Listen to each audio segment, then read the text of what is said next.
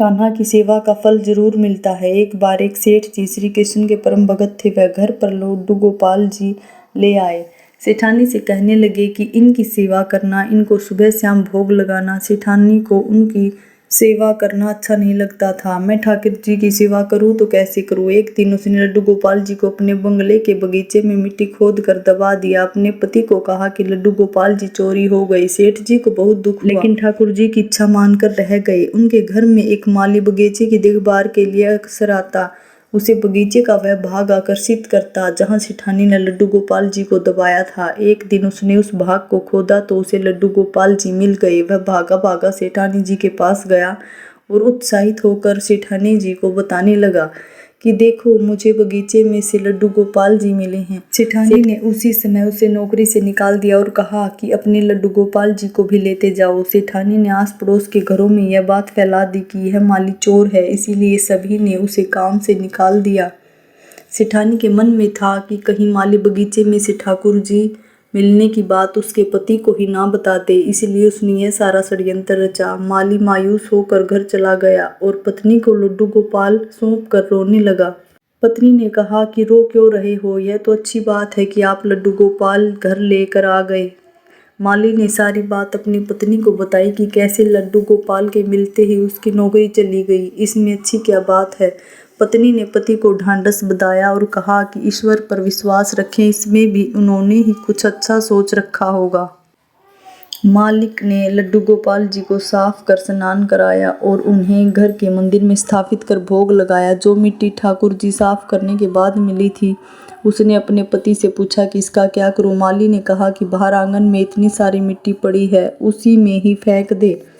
पत्नी ने मिट्टी बाहर पड़े ढेर पर फेंक दी। अब माली का 2 वक्त का गुजारा भी बहुत मुश्किल से हो रहा था, क्योंकि उसने चोर होने की झूठी खबर के कारण उसे सभी ने नौकरी से निकाल दिया था। एक दिन एक व्यक्ति उसके घर से बाहर से निकल रहा था। उसके घर के बाहर पड़ी मिट्टी में बहुत सुंदर फूल खिले देखे तो उसने माली को बाहर बुलाया। उसने पूछा, क्या तुम इन फूलों के बारे में जानते हो। माली ने कहा कि मैंने यहाँ यह फूल उगने से पहले कभी नहीं देखे थे, मुझे नहीं पता और कोई जानकारी भी नहीं है। उस व्यक्ति ने बताया कि यह एक खास किस्म के फूल हैं, बाजार में यह फूल बहुत महंगे दाम पर बिकते हैं। माली ने जब फूल के बारे में जानकारी इकट्ठी की तो उस व्यक्ति की बात सच निकली। वो फूल खास किस्म के थे और बहुत महंगे दाम पर बिकते थे। उसने अब उन फूलों की खेती बड़े पैमाने पर करनी शुरू कर दी। कुछ ही वर्षों में वह धनवान बन गया। उन दोनों पति पत्नी ने निश्चय किया कि ठाकुर जी की सेवा में विघ्न न आए, इसलिए हम बच्चा नहीं करेंगे। ठाकुर जी की सेवा हम बच्चे की तरह ही करेंगे। एक दिन उस माली के घर एक भिखारिन भीख मांगने आई। माली ने उसे पहचान लिया। माली ने कहा कि सेठानी जी, आप भीख क्यों मांग रही हैं। भिखारिन ने कहा कि मैं तुम्हें पहचान नहीं पाई। माली ने कहा कि मैं वही माली हूँ जिसे आपने चोरी का झूठा इल्जाम लगाकर नौकरी से निकाल दिया था। मैं आज तक इस बात से परेशान हूँ कि आपने ऐसा क्यों किया था। तब सेठानी ने कहा कि मेरे पति की मृत्यु हो गई और जिन बच्चों की देखभाल करने के लिए मैंने ठाकुर जी को मिट्टी में दबाया था, उन्होंने ही मुझे घर से निकाल दिया। अब मैं भीख मांग कर गुजारा करती हूँ। मैंने तुम पर झूठा इल्जाम इसलिए लगाया था कि कहीं बगीचे में से लड्डू गोपाल निकलने की बात तुम मेरे पति को ही ना बता दो।